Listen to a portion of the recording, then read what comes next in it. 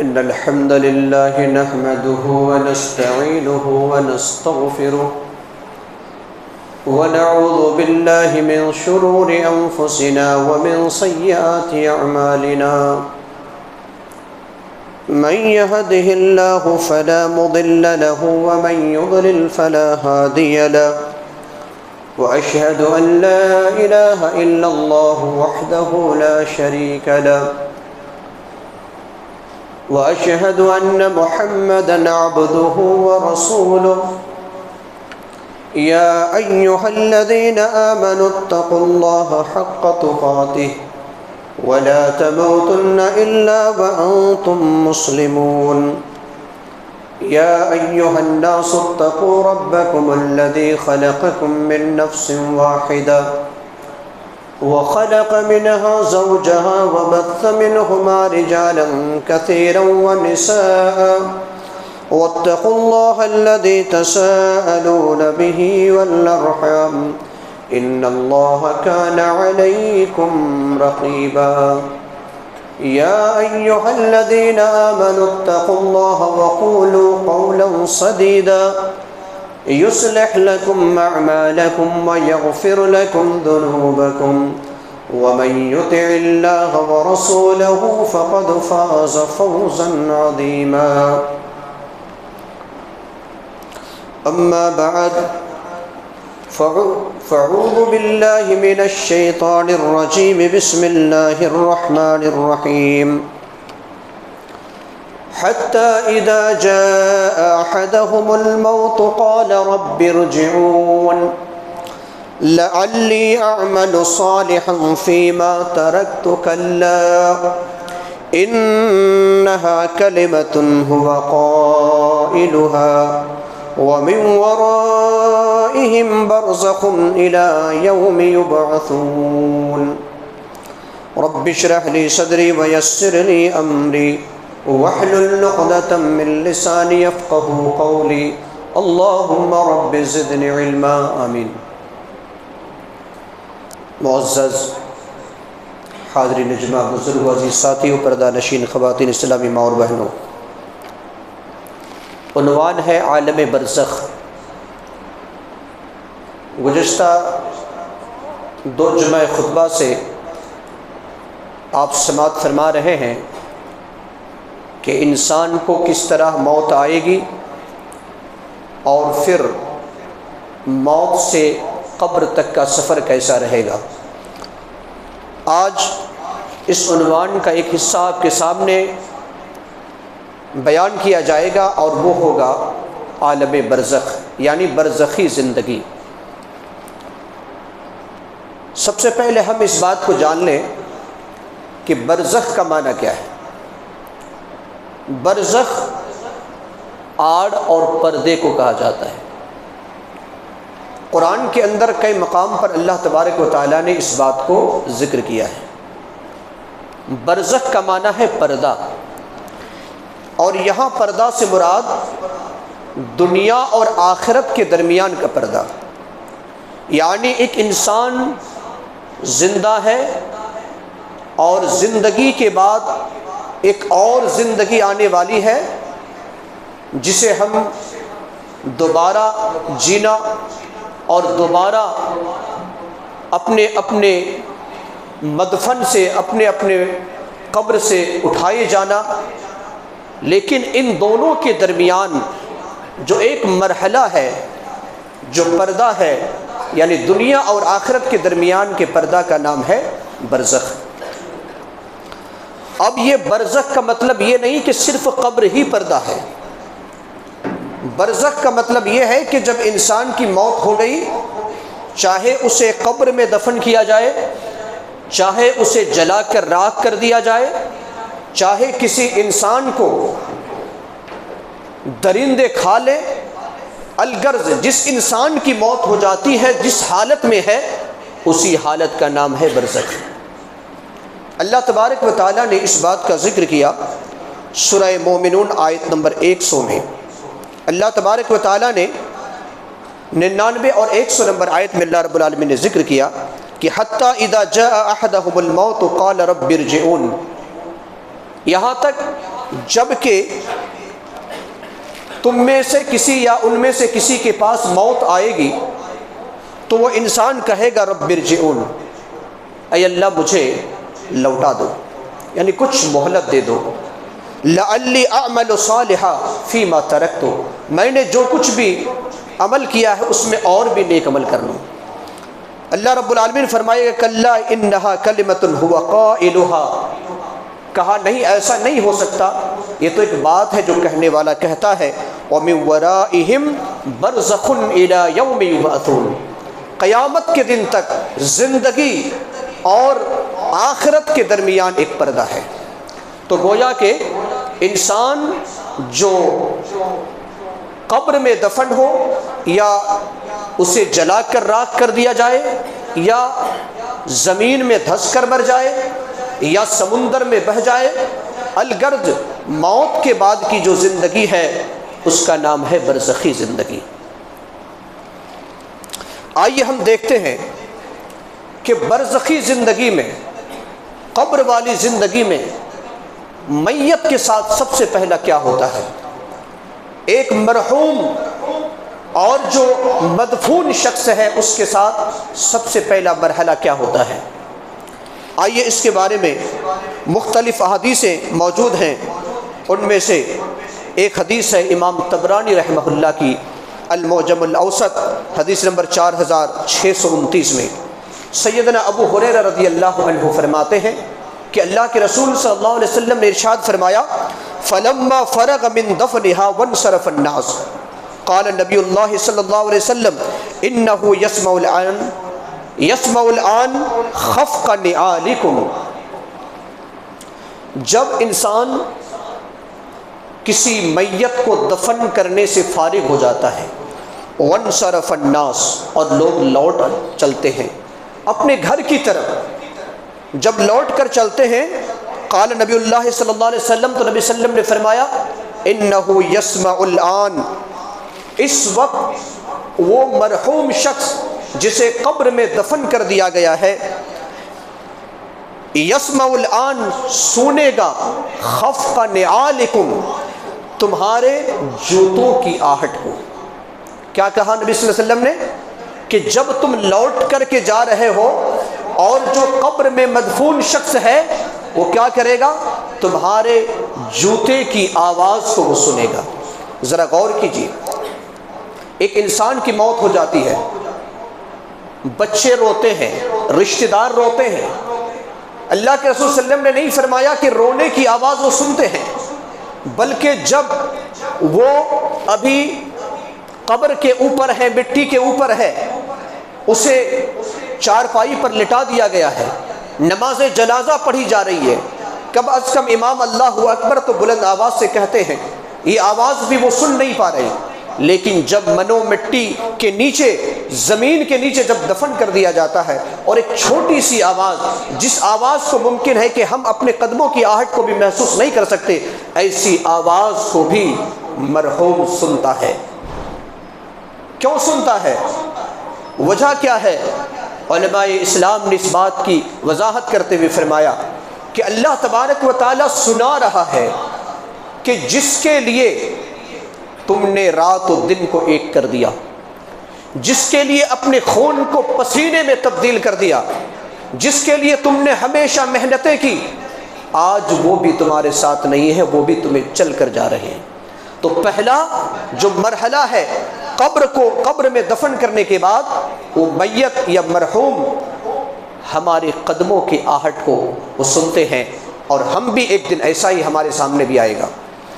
آگے چلتے ہیں، دوسرا جو مرحلہ ہوگا برزخی زندگی کا، جو حدیث کے اندر بیان کیا گیا ہے، وہ ہے کہ دو فرشتے آئیں گے، یہ وہی روح لے کر کے آئیں گے جس روح کو ابھی ملک الموت کچھ دیر قبل لے کر کے یہاں سے چلے گئے تھے، اگر اچھے ہیں تو علین میں نام درج کرانے کے لیے، اور برے ہیں تو اس کے نام سجین میں درج کرانے کے لیے، درج کرانے کے بعد لے جانے والے فرشتے تو ملک الموت ہیں، لیکن جو لے کر کے آئیں گے اس فرشتے کا نام ملک الموت نہیں، اس کو حدیث پاک کے اندر بتایا گیا ہے، ایک کا نام منکر اور دوسرے کا نام نکیر ہے۔ ایک کا نام منکر اور دوسرے کا نام نکیر ہے۔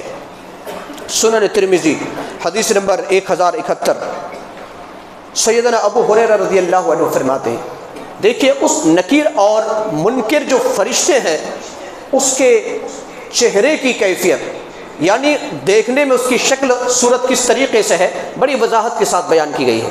تقریباً 5-6 صفتیں بتائی گئی ہیں۔ آئیے ہم ایک دو صفتیں جاننے کی کوشش کرتے ہیں ایک کے بعد ایک۔ ابو ہریرہ رضی اللہ تعالیٰ عنہ فرماتے ہیں کہ اللہ کے رسول صلی اللہ علیہ وسلم نے فرمایا، اتاہ ملکان اسودان ازرقان،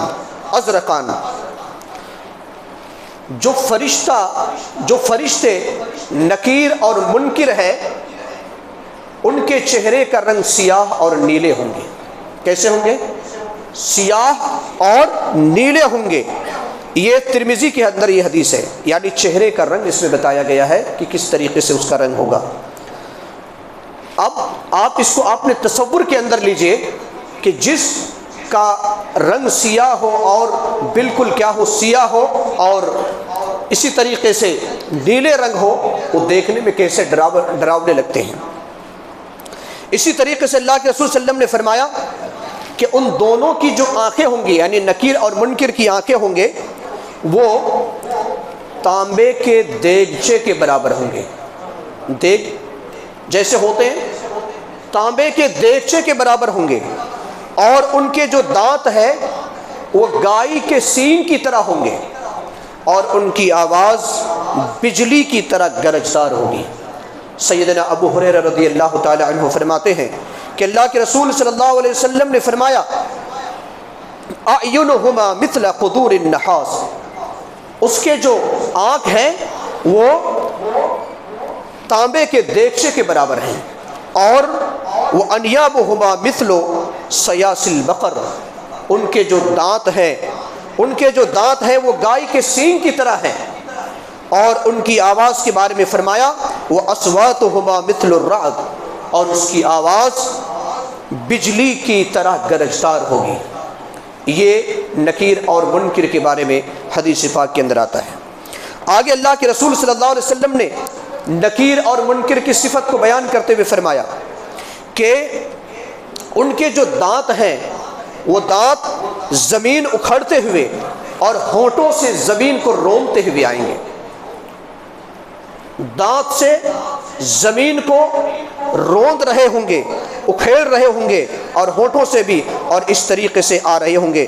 اس طریقے سے شعب الایمان کے اندر یہ حدیث کو بیان کیے گئے ہیں۔ اب ان تصویر کو آپ اپنے تصور کے اندر لیں کہ اگر جس کے چہرے کیا ہو، بالکل سیاہ اور نیلے ہو، اور دوسری حدیث کے اندر آتا ہے کہ اس کی جو آنکھیں ہیں وہ بالکل، آنکھیں جو ہوگی وہ نیلے آنکھ ہوگی اور چمکدار ہوگی، اور اتنے چمک ہوگی اس آنکھ کے اندر کہ سامنے والا چندھیا جائے۔ جس طریقے سے رات کی تاریکی میں اگر آپ کے آنکھ میں کوئی روشنی پڑتی ہے تو پھر آپ سامنے اس کے بعد دکھائی نہیں دیتی، اس کے بعد کوئی چیز دکھائی نہیں دیتی۔ کہا کہ اسی طریقے سے اس کی آنکھیں ہوں گی، اتنے تیز وہ آنکھیں ہوں گی، اور اگر اس طریقے سے اس کے ہونٹ ہو، اس کے دانت ہو، ان کا چہرہ ہو، بعض حدیث کے اندر ان کے بال کا بھی ذکر ہے، کتنے ڈراؤنی شکل ہوگی، کتنے ڈراؤنی شکل ہوگی نکیر اور منکر کی۔ ذرا آپ اس بات کو غور کریں۔ اسی طریقے سے اللہ کے رسول صلی اللہ علیہ وسلم نے فرمایا، اتنے ڈراؤنے شکل ہونے کے باوجود کیا مومن ان فرشتوں کو دیکھ کر ڈر جائے گا؟ کیا کافر ان فرشتوں سے بے خوف اور نڈر ہو جائے گا؟ اللہ کے رسول صلی اللہ علیہ وسلم نے فرمایا، صحیح ابن حبان 3115 نمبر کی حدیث ہے کہ مومن قبر میں نہیں گھبرائے گا۔ اتنے ڈراؤنے شکل دیکھنے کے باوجود ایک مومن قبر میں نہیں گھبرائے گا، لیکن کافروں کی حالت بہت ہی بری ہوگی۔ اس کے بعد یہ دوسرا مرحلہ ہو گیا کہ فرشتے کی شکل کیسی ہوں گی اور فرشتے کس طریقے سے آئیں گے، زمین کو روندتے ہوئے آئیں گے۔ تیسرا جو مرحلہ ہوگا وہ یہ کہ اسے یہ دونوں فرشتے روح ڈال کر کے اسے اٹھائیں گے، اور اگر مومن ہے تو ان سے ایک کے بعد دیگر 4 سوالات ہوں گے۔ کتنے؟ 4 سوالات ہوں گے۔ پہلے تو 3 سوال جو مشہور ہے، جس کو ہم اصول ثلاثہ کہتے ہیں۔ آج کتنے مسلمانوں کو معلوم نہیں کہ اصول ثلاثہ کیا ہے؟ 3 بنیادی چیزیں اکثر لوگوں کو معلوم نہیں۔ رب کی معرفت حاصل کرنا، دین کو پہچاننا اور رسول کو پہچاننا، یہ 3 اصول ثلاثہ کہا جاتا ہے، اور ان تینوں کا علم حاصل کرنا ہر مسلمان، ہر توحید پرست کے لیے ضروری ہے۔ بہرحال یہ ایک کے بعد دیگرے 3 سوالات کریں گے۔ تمہارا رب کون ہے، تمہارا دین کیا ہے، اور تمہارے رسول کون ہے؟ اللہ کے رسول صلی اللہ علیہ وسلم فرماتے ہیں کہ اللہ کے بھیجے ہوئے دونوں فرشتے کہیں گے ما ھذا الرجل الذی بعث فیکم، اس شخص کے بارے میں کیا تمہیں معلوم ہے جس کو بعثت کی گئی، جسے بھیجا گیا، جسے رسول بنا کر بھیجا گیا؟ تو وہ کہیں گے کہ ہوا رسول اللہ، وہ اللہ کے رسول ہیں۔ یعنی 3 سوال کے جواب دے دیں گے، میرا رب اللہ ہے، میرا دین اسلام ہے، اور محمد صلی اللہ علیہ وسلم اللہ کے رسول ہیں۔ 3 سوال کا جب جواب ہوگا، چوتھا سوال یہ ہوگا کہ وما یدریک، وما یدریک، آپ کو تو معلوم ہے کہ من ربک، ما دینک، من رسولک، لیکن ما یدریک اکثر لوگوں کو معلوم نہیں کہ چوتھا بھی سوال ہوگا، ما یدریک، اس کو یاد کر لیں۔ ما یدریک کا مطلب ہے کہ تمہیں کیسے معلوم ہوا؟ ابھی جو تم نے 3 سوال کے جواب دیے، یہ سوال کا جواب تمہیں کہاں سے معلوم ہوا؟ جواب دے گا بندہ قرأت کتاب اللہ فآمنت بہ وصدقت، میں نے اللہ کی کتاب کی تلاوت کی، قرآن مقدس کی، فآمنت بہ، میں نے اس پر ایمان لایا، وصدقت، یا صدقت کے الفاظ بھی ہیں، میں نے اس کی تصدیق کی۔ یہ جو ہے سنن ابو داؤد کے اندر یہ حدیث موجود ہے۔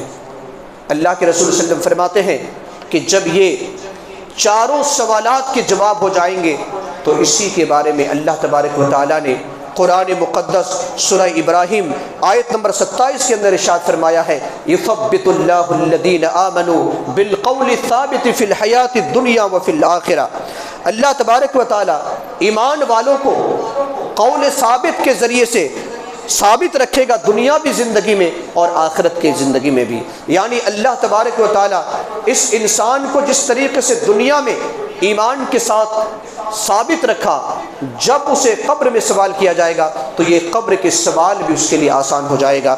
اللہ رب العالمین سے دعا کریں کہ اللہ تبارک و تعالیٰ ہم سب کو ان لوگوں میں شمار فرمائے، آمین۔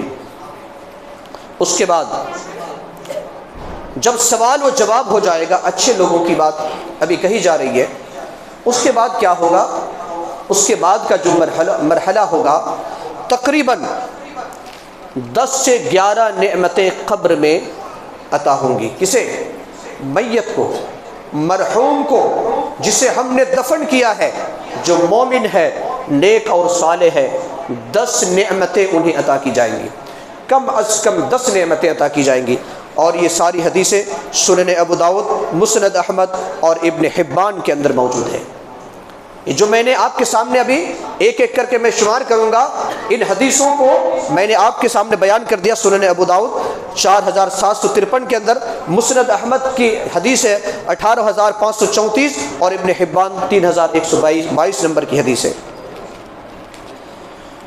سب سے پہلی جو نعمت ہوگی ایک مومن انسان کے لیے، وہ پہلی نعمت یہ ہے کہ اطمینان اور بے خوفی کی کیفیت ہوگی، یعنی اسے اطمینان نصیب ہو جائے گا، اس کا ڈر ختم ہو جائے گا، جو سب سے بڑی نعمت ہوگی۔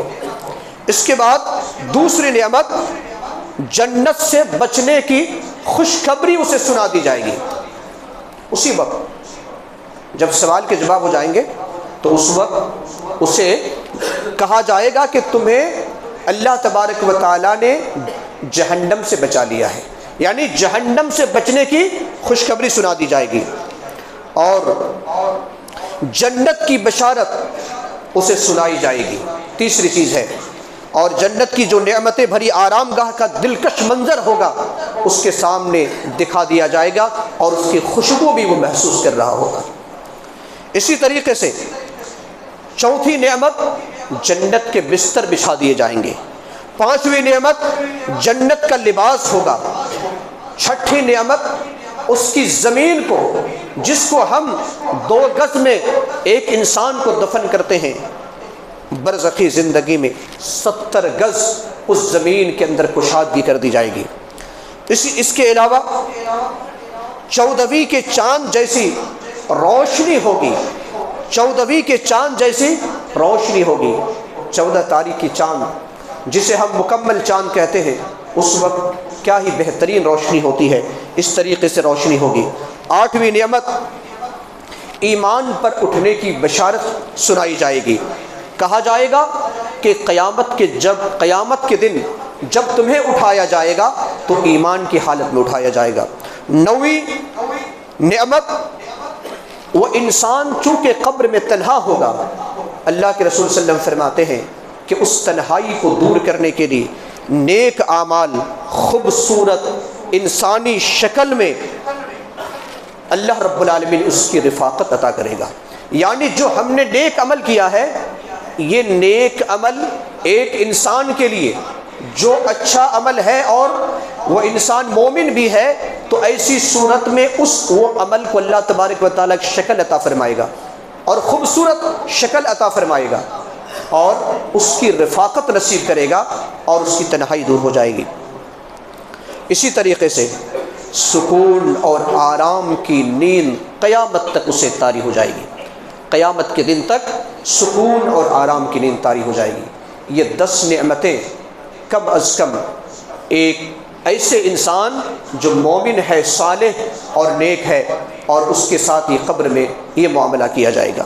یہ اللہ کے رسول صلی اللہ علیہ وسلم نے ہمیں فرمایا ہے، لہٰذا مسلمانوں ہماری ذمہ داری ہے کہ ہم نیک اور صالح بنیں، نیک اور صالح بنیں۔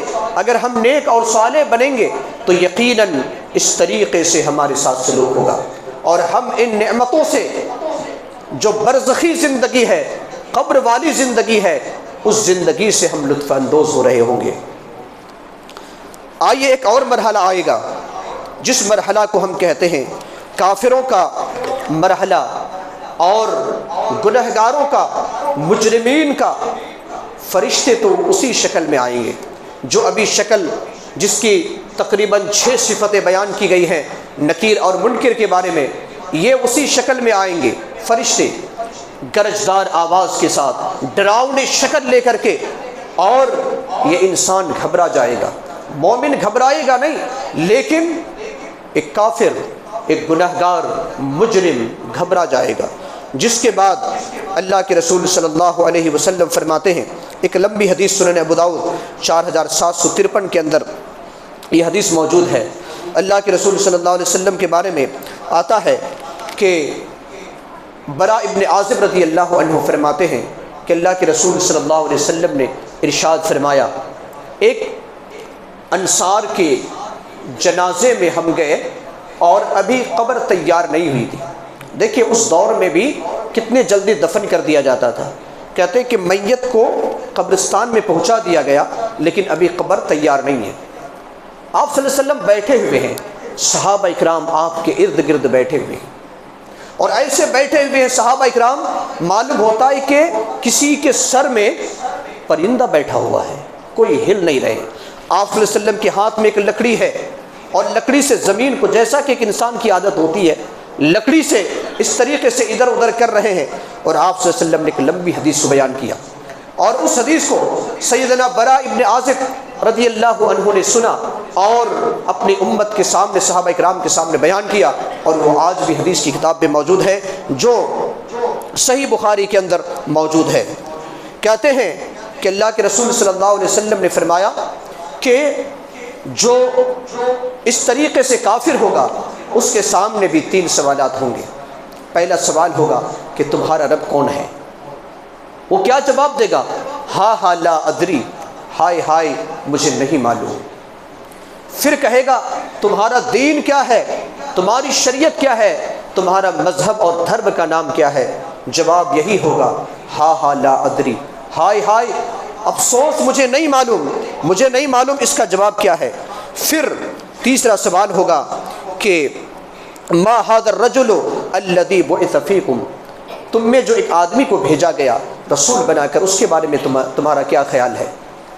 وہ آدمی کیا جواب دے گا؟ لا ادری کنت اقول ما یقول الناس، مجھے کچھ نہیں معلوم، میں تو وہی کہا کرتا تھا جو لوگ کہتے تھے، جو لوگ کہتے تھے میں نے وہی کہا۔ فیقال لا ضریت ولا طلیت، صحیح بخاری کی روایت ہے، اللہ تبارک و تعالیٰ کی طرف سے کہا جائے گا، وہ فرشتے کہیں گے لا ضریت ولا طلیت، نہ تو نے علم حاصل کیا نہ تو نے قرآن کی تلاوت کی، قرآن سے تم نے منہ کو موڑے رکھا، تم نے دینی تعلیم کی طرف کوئی توجہ نہیں دی، تمہارا اس کے بارے میں کوئی خیال ہی نہیں تھا۔ اس کے بعد اللہ کے رسول صلی اللہ علیہ وسلم فرماتے ہیں کہ اس کے بعد جو عذاب ہوگا انشاءاللہ عذاب قبر کے بارے میں آئندہ جمعہ خطبہ کے اندر آپ کے سامنے میں بیان کرنے کی کوشش کروں گا۔ یہاں بتانے کا مقصد یہ ہے مسلمانوں کہ جو برزخی زندگی ہے، جو موت کے بعد سے اس زندگی کا آغاز ہوتا ہے اور قیامت کے دن سے پہلے تک یہ جو مرحلہ ہوتا ہے ایک بڑا لمبا مرحلہ ہوتا ہے۔ ہر انسان 4 مرحلے سے گزریں گے، ہر انسان کو 4 مرحلے سے گزرنا ہوتا ہے۔ ایک وہ مرحلہ جب اپنی ماں کے پیٹ میں رہتا ہے، یہ چھوٹا سا مرحلہ ہوتا ہے، 9 مہینے کا مرحلہ ہوتا ہے۔ اس کے بعد دوسرا جو مرحلہ ہے انسان کی ولادت ہوتی ہے، پیدائش سے موت تک یہ ماں کے پیٹ سے زیادہ لمبی مدت ہوتی ہے، عام طور پر کسی کو 50، کسی کو 60، کسی کو 100، کسی کو اس سے زیادہ، اس سے کم۔ یہ دوسرا مرحلہ ہر انسان کو گزرنا ہے، اور تیسرا مرحلہ یہی برزخی مرحلہ ہے۔ برزخی زندگی ہے جس زندگی کے بارے میں نے ابھی بتایا کہ انسان جب قبر میں دفن کر دیا جاتا ہے تو پھر اس کے ساتھ کیا سلوک ہوتا ہے، وہ کیا کرتا ہے، اور اس کے ساتھ فرشتے کس طریقے سے سوال کرتے ہیں۔ میں نے نہایت آسان الفاظ میں آپ کو سمجھانے کی کوشش کی ہے، اور مختصر وقت میں نے مختصر الفاظ کے ذریعے سے آپ کو سمجھانے کی کوشش کی ہے کہ اس کا مرحلہ کیا ہوگا۔ یاد رہے مسلمانوں، اگر ہم نیک اور صالح ہیں تو جو 10 نعمتیں کم از کم قبر کی زندگی میں ملنے والی ہے، ان میں سے یہ نعمت بھی ہے کہ ہم وہاں پر جنت کا لباس بھی پہنیں گے، جنت کا بستر بھی ہوگا، وہاں پر نیند آرام کی ہوگی، ایک انسان کو سلا دیا جائے گا، اسی طریقے سے وہاں سے انسان کو خوشبو آئے گی، انسان کو خوشبو آئے گی، اور جو انسان نیک عمل کر رہا ہے انسانی شکل میں اس کی بھی ایک خوشبو آئے گی۔ لہٰذا ہماری ذمہ داری ہے مسلمانوں کہ ہم نیک اور صالح بنیں، تاکہ ہم قیامت کے دن میں اٹھنے سے پہلے جو برزخی زندگی ہے، اس برزخی زندگی کے بارے میں صحابہ اکرام کا بڑا ہی فکر مند خیال ہوا کرتا تھا۔ وہ لوگ بڑے اونچے خیال کے رہتے تھے۔ حدیث پاک کے اندر آتا ہے کہ صحابہ اکرام اپنے انتقال سے پہلے قبرستان کے اندر جاتے تھے، رویا کرتے تھے۔ لوگ کہتے کہ تم تو صحابی رسول ہو، روتے کیوں ہو؟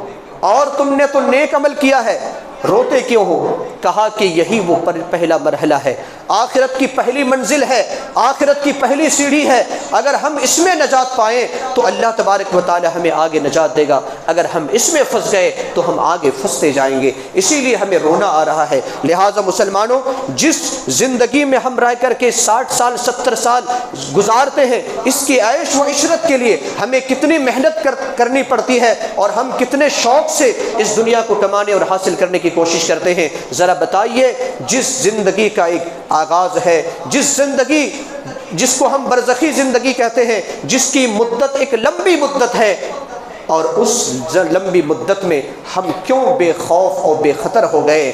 میں نے گزشتہ جمعہ خطبہ میں بھی بتایا تھا سیدنا ابو ہریرہ رضی اللہ عنہ کے بارے میں۔ سیدنا ابو ہریرہ رضی اللہ عنہ کیا فرماتے ہیں؟ اپنے مرض الموت کے وقت رونے لگتے ہیں۔ صحابہ اکرام آ کر سوال کرتے ہیں، ان کے ساتھی آ کر پوچھتے ہیں آپ روتے کیوں ہیں؟ آپ نے تو حدیث رسول کی اتنی بڑی خدمت کی ہے، آپ اتنے اچھے انسان ہیں، حدیث رسول کو آپ نے پہنچایا ہے، آپ نبی صلی اللہ علیہ وسلم کے خاص شاگردوں میں سے ہیں، لیکن آپ کیوں رو رہے ہیں؟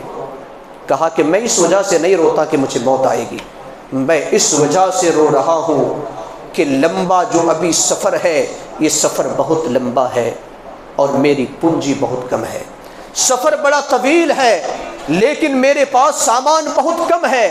یاد کرو مسلمانوں، ہم یہاں سے حیدرآباد نکل کر جاتے ہیں، یہاں سے سعودی جاتے ہیں، پوری تیاری کے ساتھ جاتے ہیں تاکہ کسی چیز کی کمی نہ ہو۔ ہم واپسی تک کی تیاری کر لیتے ہیں، لیکن ایک ایسی زندگی جہاں کے بعد پھر ہمیں آنا نہیں ہے، ایسی زندگی کی کیا ہم نے تیاری کی ہے؟ انشاءاللہ آئندہ جمعہ خطبہ میں عذاب قبر کے بارے میں آپ کے سامنے بیان کیا جائے گا۔ اللہ تبارک و تعالیٰ سے دعا ہے کہ اللہ تبارک و تعالیٰ ہم تمام لوگوں کو کہنے اور سننے سے زیادہ عمل کرنے والا بنائے۔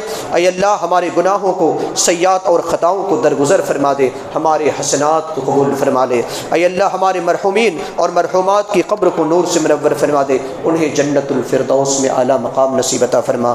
جو جس پریشان حال میں مبتلا ہے ان کی پریشانی کو دور فرما۔ اے اللہ جو بیمار ہے تو انہیں شفاء کاملہ اور صحت عاجلہ نصیب عطا فرما۔ جو لا ولد ہے اے اللہ تو صاحب اولاد بنا دے۔ اے اللہ جو بن بیائی اور بغیر شادی کے بیٹھے ہوئے ہیں، چاہے وہ بیٹے ہوں یا بیٹیاں، بہن ہو یا بھائی، اے اللہ ان کے لیے تو مناسب رشتہ عطا فرما دے۔ اے اللہ جب تک ہمیں زندہ رکھ، ایمان اور اسلام پر زندہ رکھ۔ اے اللہ جب اپنے پاس بلا، ایمان اور اسلام پر بلا۔ آمین۔ بارک اللہ لنا ولکم فی القرآن العظیم ونفعنا وإياكم بالآيات والذكر الحكيم إنه تعالى جواد كريم مبارك الرؤوف الرحيم۔